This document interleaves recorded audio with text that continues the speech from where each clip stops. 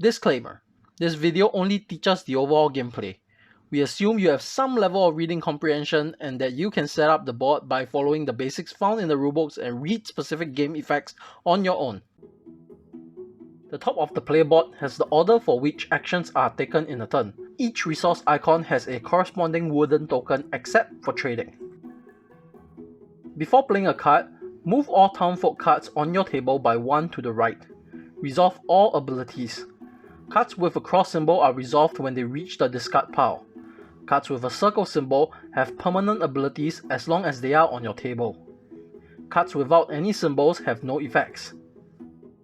Cards with a lightning symbol takes effect immediately when played. If the card you played has a criminal icon, move the corruption token by the number of criminal icons you have. The coin value of the card you just played is the number of spaces that your Viscount must move at a minimum this turn. When trading, count all available merchant icons you have from your player board and cards. If you want, you can pay coins to permanently dismiss the townfolk card next to your Viscount to gain its respective resources, or spend silver to gain extra merchant icons. You can then trade merchant icons for resources as many times as you want according to the value of the space your Viscount stands in.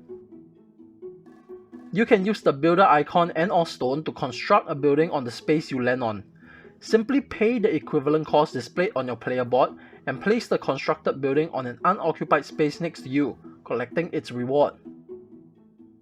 Landing next to the castle allows player to use the noble icon, as well as spend gold to send workers into the castle at increasing cost. Workers are always placed in the first tier. When there are 3 or more of your workers in one section, move 1 up to the next tier and 2 to the segment on either side. Repeat this action as necessary for every single tier, gaining the tier's reward. If there are 3 or more workers left over unable to move up, kick workers off the castle until there are only 3 left. The player whose worker was kicked gets compensated according to the tier they are on. You can also spend cleric icons and inkwells to transcribe manuscript in the inner circle. Simply pay the cost according to the cost of the manuscript itself and take it along with the respective reward. Lastly, you can choose to hire a townsfolk from the main board by paying its coin amount. Execute any action under its plus icon and add the card to your discard pile.